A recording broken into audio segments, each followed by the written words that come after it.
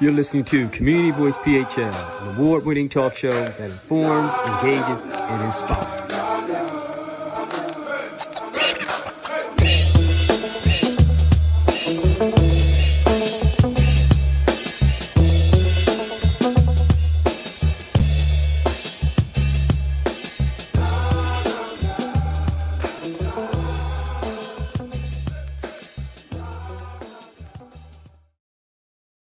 Hey, thanks again for tuning in to Community Voice PHL Talk Show. Community Voice is an award-winning show that highlights the value-based programs and services that people of color are doing all across the nation.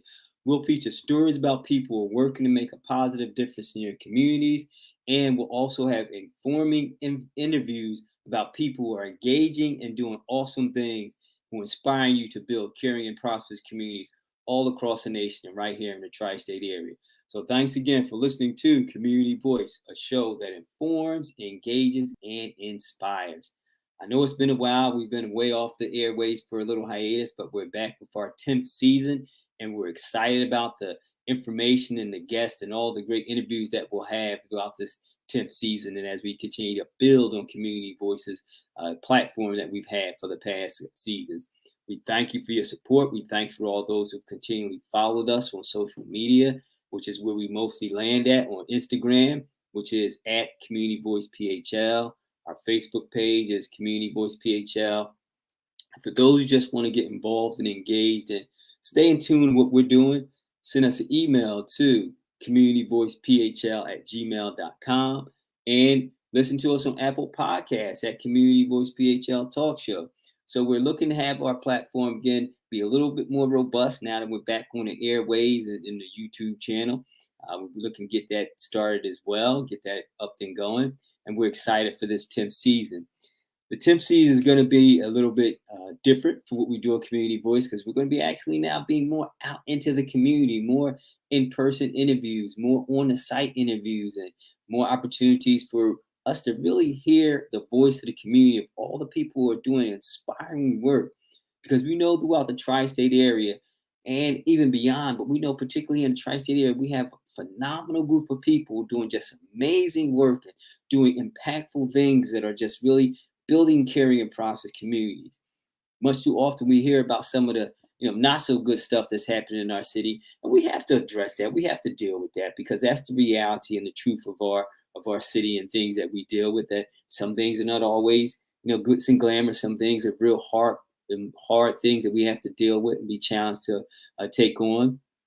But for the most part, Community Voice want to just bring those stories, people doing those inspiring works that really make us believe in the altruistic humanity of one another, believe in the brotherhood and sisterhood, believe in a good work and a positive nature that's going on in our city. So we're going to be doing that throughout this 10th season, making sure we just talk about what's really building these caring communities, what's really positive work that people are doing, and giving a platform for those individuals so that they can share with you some of the great that they're doing and in ways that you can support them as well.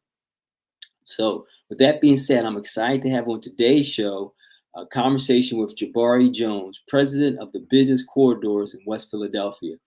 It's going to be a great and exciting conversation with Brother Jabri, because Jabri is doing some amazing things as the president of the Business Corridor in West Philadelphia, but he's doing some amazing things just throughout the city as a whole.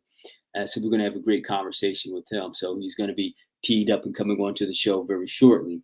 But before we get to that, just want to inform you about some things that are happening, as we always do.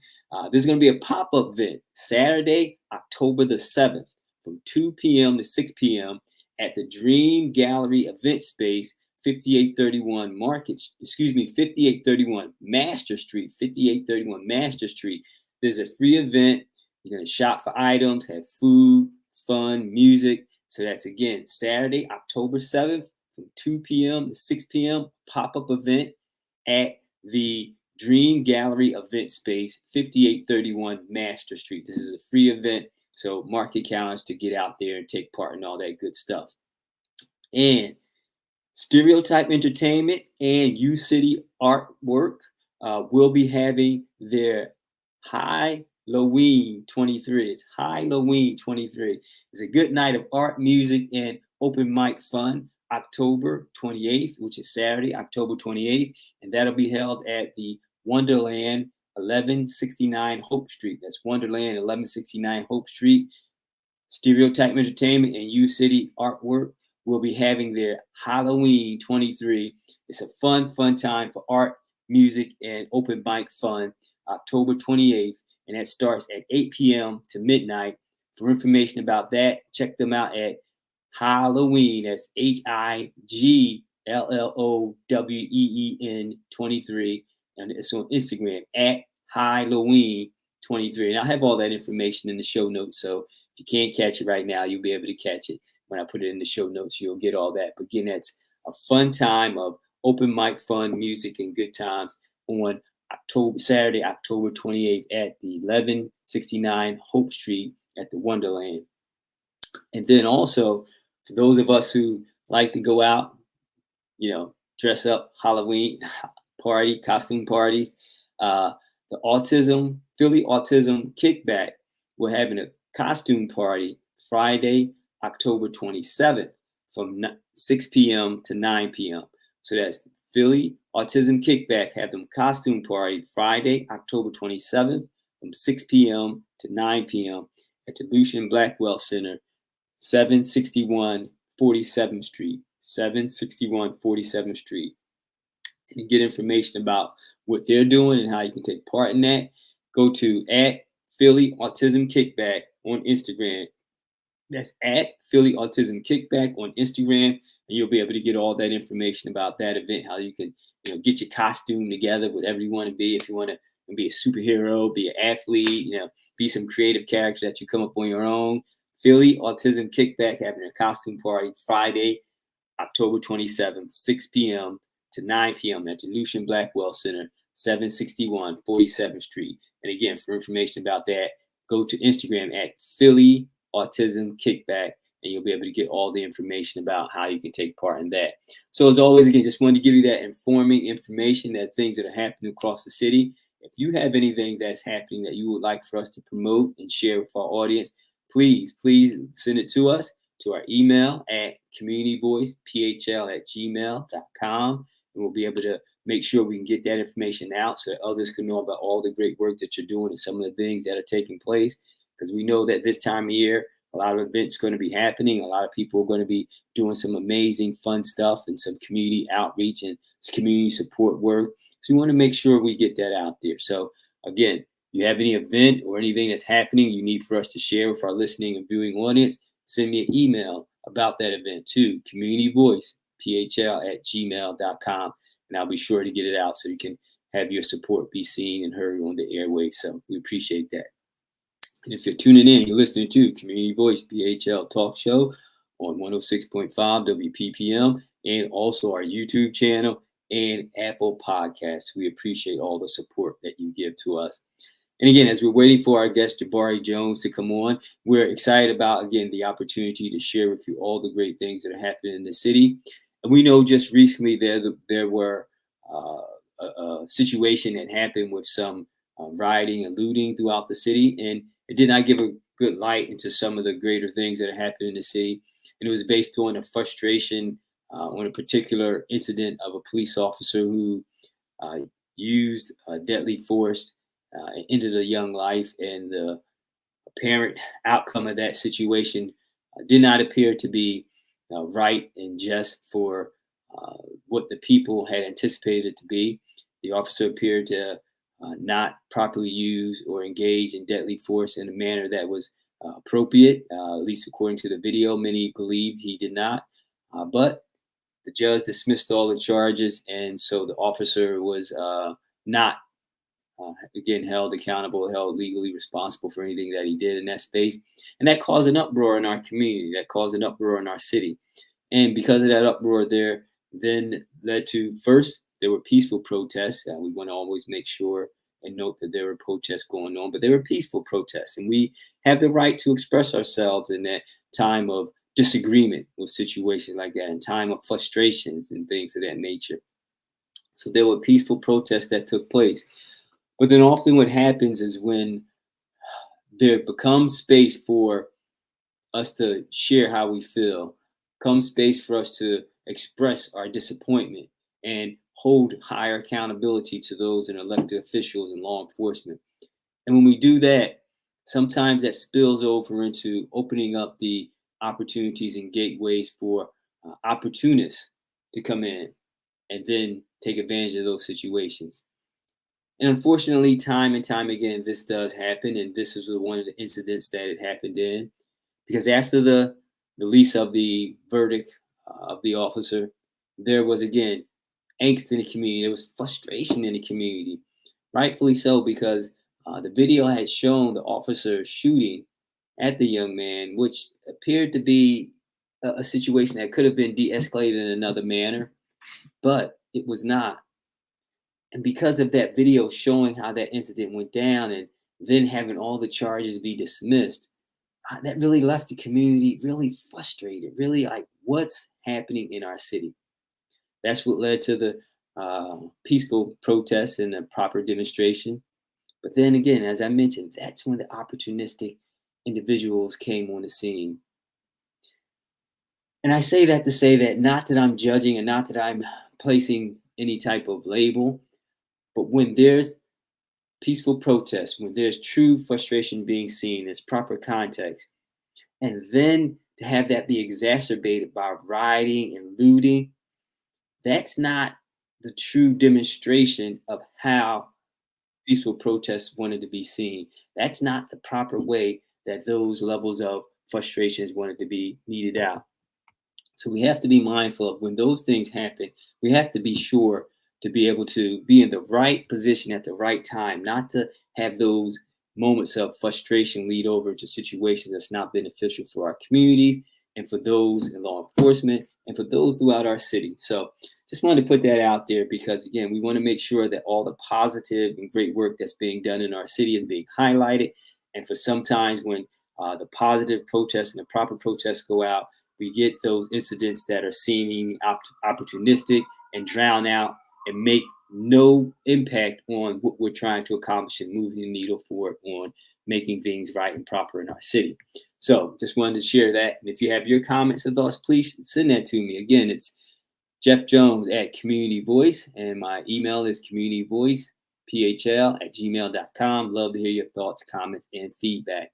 So I'm going to pause right there because we have our guest who just got into the virtual studio. I'm going to bring him on and I'll let him give more information about himself. But he is an inspiring person, the president of the West Philadelphia Business Corridor, and I'll let him give a little bit more background on all the other great and awesome work that he's done. But I'd like to bring to Community Voice PHL, Brother Jabri Jones. Brother Jabri, thanks for being on Community Voice. Thank you for having me. Appreciate it. Oh, you're welcome. You're welcome. So I know you're a busy man this time of year, probably busy man all times of year, but we definitely thank you for being on the show. And as I led off, I shared that you are the president of the West Philadelphia Business Corridor. Give a little bit more background to our guests about all the other great things that you're doing before we get into our conversation. Absolutely. So yeah, again, thanks for having me on. So as you mentioned, I'm the president of the West Philly Corridor Collaborative. I represent 14 commercial corridor districts throughout West and Southwest Philly, over 2,000 businesses. And pretty much our mission over the last 8 years is answering the question, how do we create, connect, and advocate for resources that help residents, especially our young people in communities, to start new businesses, as well as how do we help our existing businesses to grow, thrive, and hire by providing them the right legislative representation, connections to opportunities, as well as the geographic competitiveness here in West Philly so that they can grow, thrive, and hire new talent. And so that's been my career over the last 8 years. Has been helping businesses to do that, as well as organizing our business community around some of the community challenges that we have here in West Philadelphia, using their skills, their products, their services, and resources to help address some of those problems as well. Wow, I mean that's awesome. So it seems like you've been naturally honed for this position. What got you into this? What got you started into the work that you're doing? I'm going to talk a little bit more about some of the other prevalent things that are happening in the city. But what got you started in this? Was it by nature or nurture?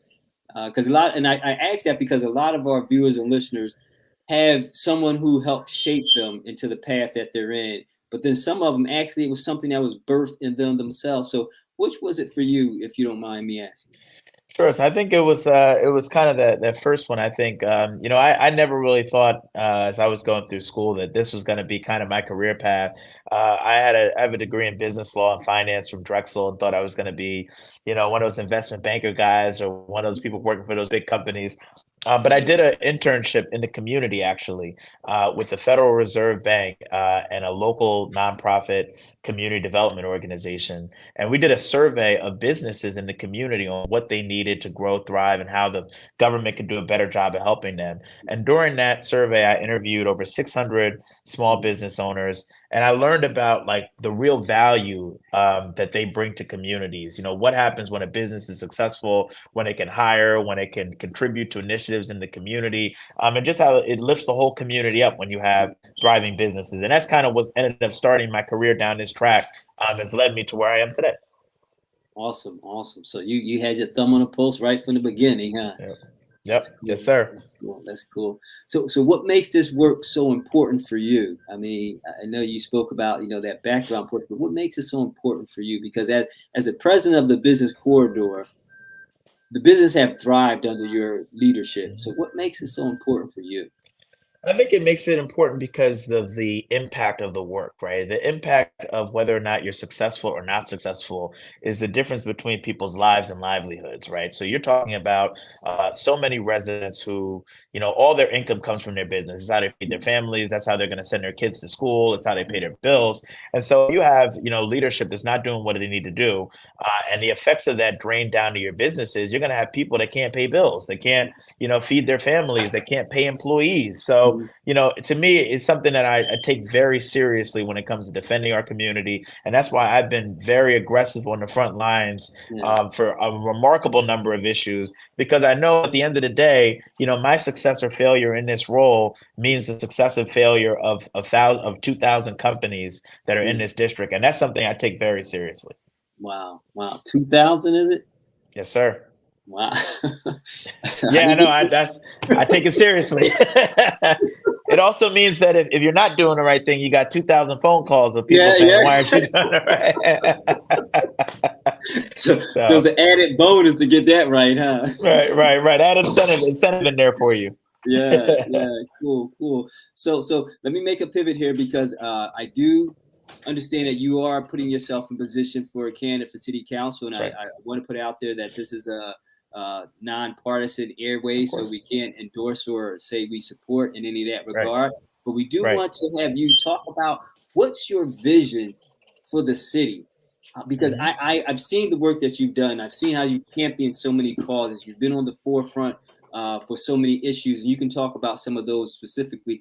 But what's your vision going forward for the district that you're running in, and then for the city as a whole? Because you have a vision that's unique, and I want our viewers and listeners to hear directly from you about what that is. So take a few minutes, or however long you should see fit, just to peel that out and Of unpack course. that for us. So the biggest overarching themes of this campaign is, we want a city that's accountable to the people that live here. And for too long, and this is not just in the third district, but this is across the city. You have a different response when it comes to problems based off of where you're located, right? In West Philadelphia, it's the difference between whether you're on the north side of Market Street or south side of Market Street. If you're on the west side of 52nd Street versus the east side of 52nd Street. If you're in University City or you're in Cobb's Creek, right? There's a disparity in how the city addresses the problems and challenges in your neighborhood based off where you live. And that's something that I don't think is fair. And I think that we need to have a government that's accountable to providing resources across the board to all people, regardless of zip code, regardless of income, and solving some of those problems. The other thing I think that we don't have in city council that is part of my vision for the city is, we need real representatives that are focused on solving problems. I mean, there's a lot of ideological stuff in city council today and in city hall and in all the legislatures where people put some of their own personal ideologies over solving some of the problems that we all know and we all complain about on a daily basis. And Yeah, it does take some work. You got to have some officials that are willing to roll up their sleeves and get out there and do what needs to be done. But ultimately, the problems that are growing worse and worse every day, in some cases are costing people their lives. So yeah, we need to make sure that we have the kind of representative that's not necessarily focused on ideology, not focused on abstract phrases, and not searching for press and, pointing at the camera and saying their favorite catchphrase, but actually is out there like, let's do a step-by-step tangible solutions to some of these problems that the average resident can feel, touch, and experience, that their district and that their community is becoming a better place. So that's my vision on a larger level for what I feel in the city. There are a couple solutions that I've kind of identified that are kind of guiding me forward, very specifically to solving some of the problems that we have here in the community. One of the biggest ones is the affordable housing crisis that we currently experience. In this district, we have well over 4,000 parcels of city-owned land that's just sitting there, that a council person has enormous influence over directing what happens to. And at the same time, we have an insane wait list of people that are trying to find affordable places to live. You got people that are going from couch to couch, people that are housing insecure. So one of my solutions is it's time that we need to partner with the private sector to develop some of those properties into units of affordable quality housing is one of the things that we need to do. So there are a couple other things that we're focused on, some of those issues, but that's pretty much, the overarching vision that I have for the city. And that sounds like an amazing vision indeed. And again, we can't directly support or endorse, but we definitely understand that you have your thumb on the pulse, and that's why we again wanted to have you on the show so that others can hear your vision and they can properly support. So let me just ask you: there's always the challenge of affordable housing.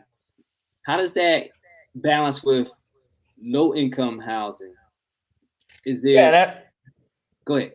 Yeah, I was gonna say, yeah. So 100% right. The question of what is affordable is always something that comes up, and I think that's what you kind of get into when you have a partnership relationship with the private sector developing property. When you can go to a developer and you have a representative that has a finance background and understands real estate, that can sit down with folks to come up with solutions that are truly affordable to the residents that live here. And any other thing on that same pulse is it's an economic issue that we have, is we need a representative that knows how to create jobs, because one of the biggest problems in the city that affects the affordable housing crisis is you have residents that are not making enough money to afford whatever the median household income, median household prices are, which is the reason why they need affordable housing. So we need to tackle that issue, and we need a representative that's going to come in there and create the kind of business environment that's going to see companies coming to the city, small businesses growing in the city that can hire people and pay them at family sustaining wages. So do you see one of the challenges of bringing those companies in that also have interlopers who help with the gentrification of some parts of the city? Because there are some who would say, yeah, we need the business to come in, but when they come in, they're going to bring their people in, and their people are going to need a place to stay. And for lack of a better terms, the people aren't going to stay in the not too good neighborhoods. They're going to stay in the neighborhoods that have been gentrified. So how do you balance that attraction of new businesses without displacing the current residents?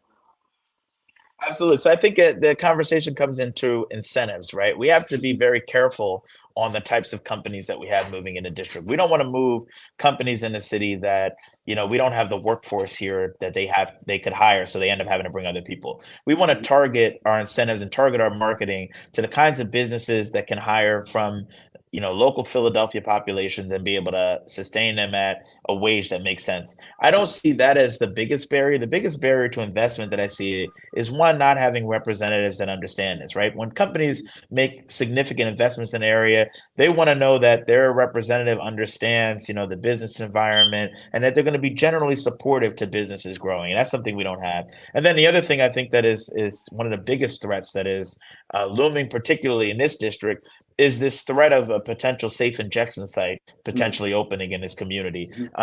And those drug injection sites cause all sorts of problems. And when you're trying to go out there and trying to get companies to move operations into the city and hire people, if they see that you've got a safe injection site in your neighborhood, a lot of folks are going to say, look, I don't want that, because that's going to bring an increased insurance costs, increased safety costs, potential property damage, and all these other negative issues, where a lot of folks are going to say, look, if I can move my company anywhere and everywhere else in the city can't have one of these sites, why would I move it to the one place that could have it? So that's probably the biggest threat that right now, I think, to growth and jobs and other stuff that I see currently looming in the district. And some of the thought with some people who are supportive of safe injection sites are the fact that it helps those who are in transition from substance abuse to be able to be in a place where, if you will, it's safe and they're not overdosing or causing, casualties amongst the city residents. And I know there's, arguments on both sides, but what would you say about individuals who come to you with that thought to say, hey, at least we're able to mitigate some of the harm from those who are suffering from addiction? I think I understand the sympathy that and have a lot of sympathy for the people that are struggling with addiction, but I don't think enabling them to continue the addiction is helping them. I think that ultimately we have to have some really tough conversations about Mhm, prevention and treatment, right? One, you got to have prevention, you got to have education, you got to get to young people and warn them about the dangers of mhm, getting involved in doing these drugs. And then on the treatment side, we've got to have conversations about how do we treat people from addiction, mhm, not necessarily how do we tuck it away in an area and try to forget about it. And one of the things that I mentioned when I talk to folks about this issue is that we got to go back history wise into how the Kensington neighborhood mhm. got to the way it is. Yeah, And the way it yeah, happened is because somebody made a policy decision once upon a time where they said, look, we can't control the drug crisis issue in the city of Philadelphia. So what we're going to do is we're going to contain it. And somebody made a decision to say we're going to crack down on drug use in every other community across the city except this one, Kensington. And so what ended up happening is if you do drugs in Logan Square or Rittenhouse Square or Cobbs Creek, cops were cracking down. If you did drugs in Kensington, the cops stood down and let you do what you were going to do, and people didn't have any problems. And what that caused is it caused people that were struggling from addiction to leave their communities, leave their neighborhoods, go over to Kensington, and then as they were there, the city turned its back on that neighborhood and let it fester for decades. That's not a solution to the problem because we already see that that doesn't work. What we need to do is we need to figure out how do we help people that are struggling with addiction get the treatment that they need so that they can get off these drugs, not create sites anywhere in the city mhm. where we kind of just tuck them away and try to forget about them. Yeah, yeah, and I totally agree. I totally agree with that approach. I had did some work previously as the director of the South Philadelphia Prevention Coalition, which helps to reduce substance abuse. And one of the things that I found out, and probably you can relate to this, is that there's always money in the treatment, but never the cure. Yep. So Yep. to kind of support what you're saying, if we could be more assertive on the front end, making sure we have resources that would again mitigate the usage at Yep. all, then that Exactly. would be a better opportunity for us to not have, safe injection houses in some communities, which are not really seen as acceptable by some people. So I totally understand what you're saying in that space. It's the money is in the tree, and so it's like as if to say, and let me get your viewpoint on this, brother Jabari. Hmm. It's always as if to say that yeah, I want the safe injection house because that's a treatment, right? Yep. And there's money in that. Yep. There's money in Yep. that. So You're so 100% it's, right. it's Then like, yeah, I'll put these safe injection houses all across the city, and there's money in someone's it. making money to the Yep. demise of the community and not to the benefit of helping and being proactive in curing some of the challenges. What's your thoughts on that? I think I 100% agree. The goal of any organization that's involved in this space should be to put themselves out of business, right? To Mhm. cure everybody who is struggling with addiction to the point where there's no need for you to operate. You can close up shop, shut the door down and not have to worry about that. But unfortunately, what we have is we have a number of organizations and groups that, have gotten to the point where they're receiving a lot of money from, these activities that aren't really treating people. And they're looking at it as there's no necessarily incentive on their standpoint to really treat the problem. And unfortunately, that's an issue. I think, ultimately we need to have conversations about treatment. I know there's some things that are going around in council that are controversial. And one of the things that, I'm leaning to support of is talking about potential involuntary treatment for individuals that have had multiple cases where they've nearly overdosed, right? You have people that, you do have some people that through the strength of their own willpower, they're able to get themselves, clean from drugs. And you have certain people that have like a community around them where they're able to get, accountability from those folks and they're able to get off from drugs. But you have a lot of people that don't have either of those things and have been, dealing with the problems of addiction for years. And ultimately, the city, we can't expect those individuals based off where they are to make that decision for themselves sometimes. So if you're ending up in a hospital multiple times where you need to be resuscitated and Narcan and all that situation, and you know 3 or 4 or 5 times, some point the city's got to have a conversation to say, how many times are we going to let this happen where you're nearly risking your life before we step in and say, hey, maybe there needs to be some court ordered treatment situation that we have to do so that this way you don't end up dead or overdosing somewhere where the ambulance wasn't able to get to you in time. So those are some of the tough conversations that I think, we need to be having about this population. Yeah, and that is a tough conversation. It needs to be brought to the table and kept there until we can get some resolution in that space. And also, as you talked about earlier too, it's all kind of based on economics, right? Whether it's economic development, economic partnerships, economic in any capacity. So talk about how this is my thought. And again, people in Community Voice, they know, they say, Jeff Jones talks about this all the time. This is my thing. There's a vast difference between a job and a career. That's right. And a lot of times, and I know you use the language, not you personally, but people use the language interchangeably, and I get that. But what I really always like to parse out is that there's a difference between saying I'm going to create jobs as opposed to I'm going to create careers. And the reason why I say it is because there are a lot of jobs that are really out there. I mean, Burger King, Chick-fil-A, and no disparaging them, but you get what I'm saying. But how many careers are there in our community so that our families can then be able to economically afford the things that you're mentioning in part of your campaign? So what's your idea on that? And again, I'm not trying to, because I know you mentioned jobs, but I'm not trying to pick at you in that regard, but just kind of hear what I'm saying on my own little soapbox. No, I think you're 100% correct. I mean, like at the end of the day, when we talk about family sustaining, we're talking about careers. We're talking about, the kind of roles that come with a decent salary, 50, 55,000 and up, benefits, potential union protection, the ability to go on a vacation with your family.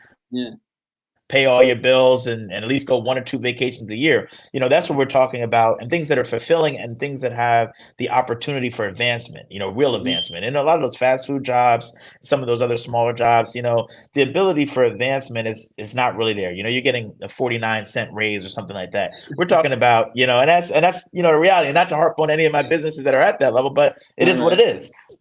So we need to make sure that we have, the ability where our city is creating those careers. And one of the things I think that we have had council get in the way is we haven't had individuals in council that really understand, business.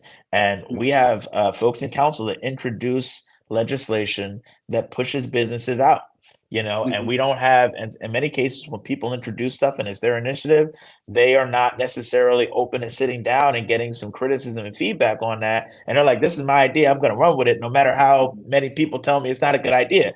We need folks that are going to listen to those industries. And if somebody comes to you and says, hey, we like the idea behind this or whatever, but this particular policy is going to cause me to cut jobs, we need council people that are going to listen and say, hey, maybe we need to look at this before rushing out there. One of the other regulations that I know that came up relatively recently was it was a COVID sick leave bill that came up at the end of COVID. And they introduced a bill that said for the next 2 years, I think it doesn't expire until 2024, any business that has over 25 employees has to provide an extra, I think, 3 or 4 weeks of paid leave. And the issue that I raised in that is, what about the business out there that has 24 employees, that is growing, and we want them to hire that 25th or that 26th employee, but now they're looking at those other 2 people and saying, hey, look, the moment I trigger another employee, now this regulation hits, and now I have to provide, additional leave, which is an additional budget,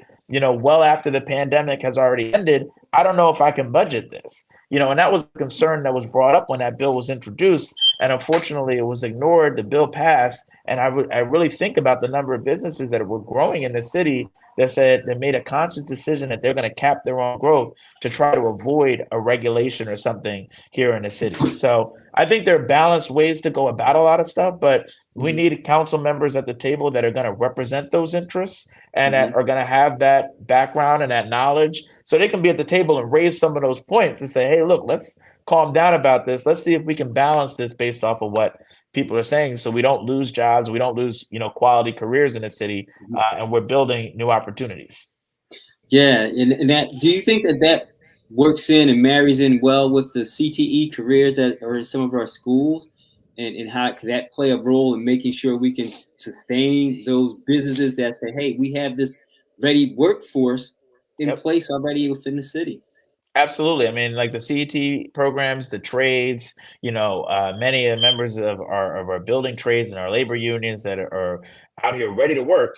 And Mhm, we have some folks in the city that are trying to restrict development, and it's like we're building a workforce. We have so much money in workforce development program, the CAP program that are teaching people, construction related trades, electricians, plumbing, mhm, carpenters, roofers. And so these are people that are ready to get to work, and these are really well-paying jobs. People are making 65, $70 an hour. They have union protection, mhm, they have full-time benefits, they have other worker protections.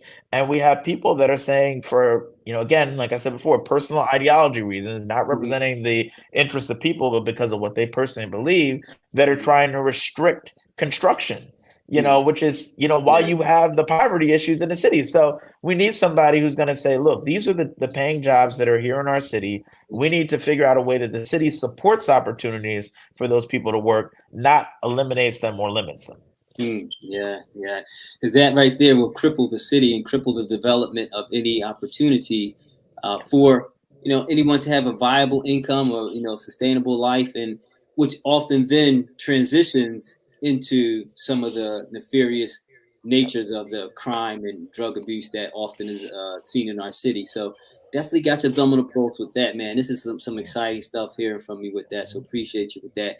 So let me just ask you. One of the things that we talked about initially at the top of the conversation was community safety, and in light of the recent court verdict that came out with the officer, all charges being dismissed. Yeah. I know I saw on Instagram how you were protecting and sharing the importance of some of the business that you are responsible for. Talk about how you view that whole situation, because hey, I'm being like honest, right? I saw the video, and I don't know if you did. It was just Yeah, I like, did as okay, well. I did not, well, let me put it this way. I know how the story goes. I know how this movie is. I didn't expect anything grand as far as him being overly sentenced, but to have all the charges dismissed was like, wait a minute. So you're saying, as if to say nothing happened. That's pretty much on a legal term. I know it's a little bit more nuances in it, but on a legal high, it's just as if to say, wait, nothing happened. Yep. So to see that video and be like, wait a minute, at least maybe a lesser charge, or a lesser degree of something, but nothing. I was like, wow. And So I've then been talking about that a lot too. Yeah, that's been a yeah, that has been a big issue. And I think unfortunately some of the things, and this is I guess being a little bit politically involved and knowing about mhm, these, like it was a big mistake that was made that is not being talked about. That mhm, when the officer came before the judge, the mhm, district attorney's office is in charge of choosing the schedule of charges to charge the officer with. The mhm, prosecutor sent by the district attorney's office made a mistake and charged the officer with stuff they couldn't prove. One of the mhm, things that they went out for the officer against was like a first degree murder charge that requires premeditation. mhm, So the district attorney's office dropped the ball on the charges for real, and that's how this happened. And they immediately went that same day and refiled, more appropriate charges when they caught their mistake. But instead of owning up to the mistake, the DA's office, blamed the courts. And that mhm, was what ended up causing people to think that this officer's been cleared of all charges and cleared of all wrongdoing. And it, made people get frustrated and angry. And I saw the video too, and I was very upset. I said, mhm. I don't know how you look at that video and think that that guy didn't do anything wrong. Right, right, And at the very least, even for the people out there that do think he's innocent, at the very least, you should also believe he deserves a day in a court to explain himself. right. So ultimately, the DA's office, in my opinion, made a error, and they should have cleaned up and owned their mistake and said, "Look, we filed the wrong charges. We're Mhm, filing the correct charges against them, and we're going to go to court." They ended up filing it, but they didn't even spread the word that they filed new charges. mhm, So mhm, you got everybody thinking that the guy's been declared innocent when really he hasn't been. mhm. So ultimately, like, this is when I come back to an accountable city. We Yeah. need holding people accountable. And look, people do make mistakes, but when you Mhm, make a mistake, you got to own the mistake mhm, and say, hey, look, guys, this was my screw up. we're doing X, Y, and Z to solve it. It's not over. Don't panic. We're geared towards having justice. Instead of just saying, hey, no, the courts were wrong on this. It wasn't us. Yeah. When the reality is for charges to be dismissed without going to trial, it means that the DA's office tried to put charges on that they couldn't even close to prove to the judge by even there's any reasonable doubt at all that the guy did it because of the definition of that charge. And that's unfortunately, what caused a lot of these problems. So thanks for bringing light to me on that, because that was stuff I did not know. So I appreciate that. But then that leads to me quite a few other questions in terms of the reporting of that. Yep. And it's like you know that because you have your thumb on the pulse, right? And I'm sure those in the media who are well astute as you are knew that as well. Why didn't that story come out? And a part of the reason why is because when the DA pointed the finger, elected officials and other officials in the city just rushed to release statements on the issue without really looking at what happened. And part of not to their fault is it's happened before, right? So it wasn't outside the realm of possibility to believe, unfortunately. And that's really sad part about this situation, is that how believable it was that, after that video came out, the guy got away with it, because that happens so often across the country that unfortunately people are killing Black folks and they get away with it and nothing happens to them. So when the flurry of statements came out about the issue and they all came at the courts and the judge and all this other situation, the bulls had already been let out the pen, so to speak. And by the time people really started learning about it, it's 7 o'clock and you already have unrest throughout the city. So it's unfortunate, but also it speaks to a little bit of accountability and accountability, especially for officials that are in the position to be able to pick up the phone and call somebody at the courts and say, hey, what happened today, before releasing a statement that's going to rile everybody up and potentially cause issues throughout the city. Yeah, and that's true, and I totally understand that. And me being part of the media, but I'm just saying media has some impact on that as well, because I would just like to believe that if even part of that, what you just shared, could have been shared throughout the mainstream media and national media, the story would have been different in terms of how people approach that. Because if I had known, like, me being Jeff Q. Citizen, had known, like, oh, wait, they just filed the wrong charges and they're going to refile charges again. So he's not really getting off. Right. They just can't take him to court for what they, I'd have been like, cool. You know what I mean? Cool. Everybody would have been. Right. So my thing is like, when I heard it was just like all charges, dropped, or, he's. And I don't blame the media at all on that. I blame, the folks that had the insider elected officials and the DA's office ultimately for starting the fire, instead of saying, hey, look, we messed up. If his statement from his office had been, hey, we messed up, by the time other elected officials got it and got to the mainstream media, the message would have been on cue. But he released a statement to say, no, it's the courts. We don't agree with what the court said, and we're going to appeal. When it's not an appeal, it's a refiling of different charges. So they tried to say it was an appeal, like the guy got off. So by the time that goes around, I mean, like, I didn't even know until later that night what the initial charges were. And I had, I've got the level of political connection. So I'm seeing all the posts and I'm like, this doesn't seem quite right, because just the way court processes work, it would seem very strange to me for somebody to be let off without even the ability to go to trial. And then when I learned about it, I say, oh, well, that makes a lot of sense based off of the initial statement. So I blame the people in positions. Got to do better. Like, we got to, like, make sure that, like, we know how, especially how, fragile and unfortunately the situation when it comes to police brutality in this country, because it does happen often. And we know the frustrations and the wounds that are going to open up when you go out and tell people that, somebody's getting off without any consequences. So I just think that from our standpoint, from an official, from an insider standpoint, of course, the DA's office standpoint, you should make sure you have all your facts together. When you release your statement, make sure your statement is accurate. Don't put out false information or misleading, because what the reaction is going to be from the community. And if that reaction wasn't warranted wholly in this particular situation, they could have saved some trouble. That's for sure. I mean, as you mentioned, it's such a fragile state of our society when it comes to racial issues, police use of force, and all of those scenarios. So yeah, it mandates and almost demands that the information come out as being close to accurate as possible, even though I know Right. that, we can't have 100%, but Right. better than what was this last time, because it's really too much at stake now, in Right. terms of our community, in terms of people's lives, and in terms of political positions of individuals. And as you said, just own up to it, because hey, we Own up can, to it. yeah, we can take a mistake, because we've all made some. But if you just, continue to regurgitate misinformation, that fuels the fire of frustration and causes situations of the opportunistic individuals who did the Yep. looting. And I want to touch on that, because I say opportunistic, and I know that's my word. Again, people in Community Voice know that's Jeff Jones language. And I say that because I don't believe that there are individuals who just really just want to start rioting and looting the way that those are individuals who took advantage of the peaceful protest of that frustration, right? And then exacerbated that by saying, hey, I'm going to start rioting and looting, Yep. as if that's the only means that we can, show our frustration. So those are really opportunistic individuals. And talk about that from your perspective. And what do you think about that?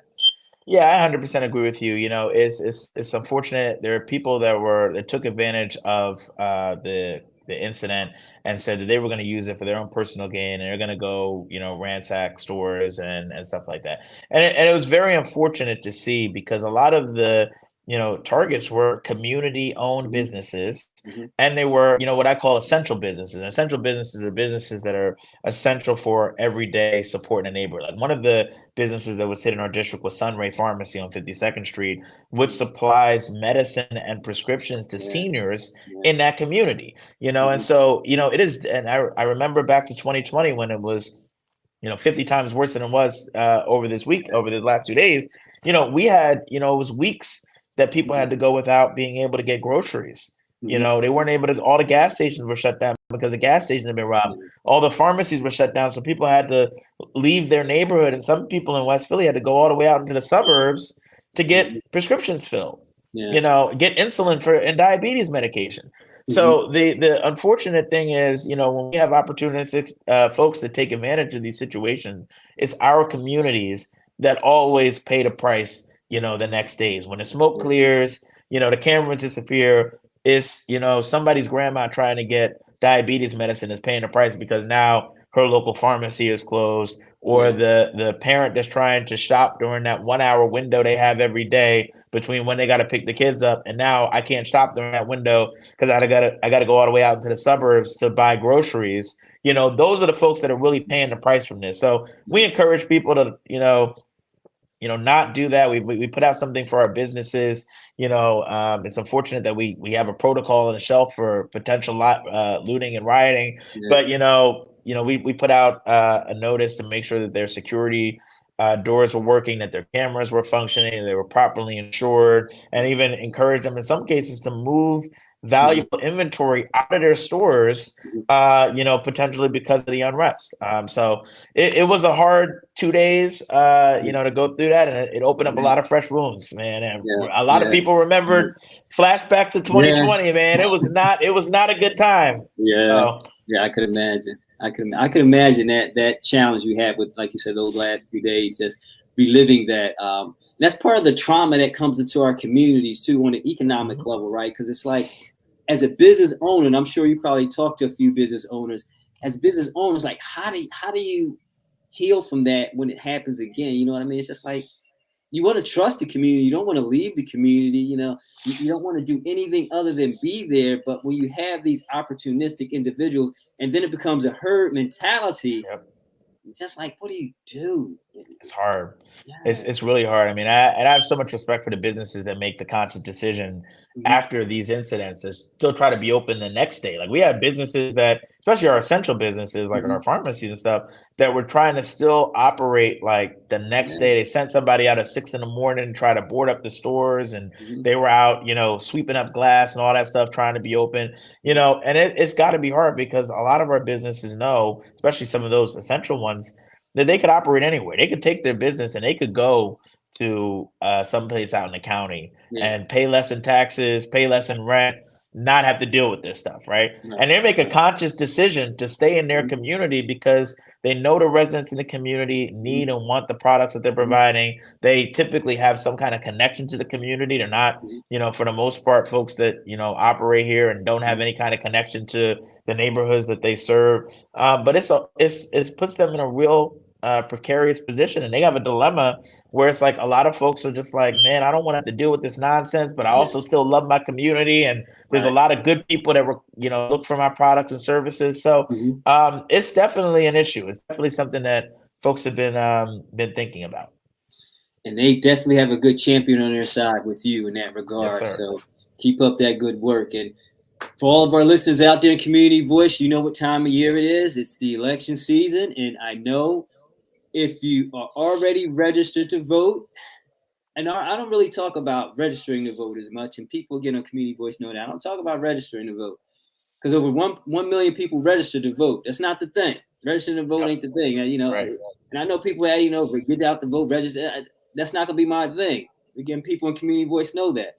What I'm saying for those people who are registered, you just heard my brother Jabri Smith, and I say brother, not that we're Jabri Smith, Jabri Jones, share his views. And I know, we're not related, even though we had a last name. He shared his passion. He shared his understanding what's happening in the community. I'm going to give him some last couple minutes to wrap up and give his campaign speech. And again, we're not endorsing or saying we're supporting him indirectly or directly because we're nonpartisan on the airways here. But I do want you to realize that if you are registered, make a plan to vote, whether it's in person, whether it's by mail. Know your polling place. Make a decision on what time of day you're going to vote, whether that's in the morning, afternoon, or evening. 1 million of you are registered to vote in Philadelphia. 1 million, and it was a less than 27% turnout in May. So that's atrocious. So don't talk about the registration to vote. I'm past that. You are registered. Get out and vote. Make it a plan. Brother Jabri, share with them why those 1 million who are registered, all 1 million should vote for you. Explain. Absolutely. Yeah, look, I have delivered results over the last 8 years for my constituents, the business community in West and Southwest Philadelphia. I'm a results-oriented person. For years, I used to have this saying before I ran that they pay folks they pay elected officials to play politics.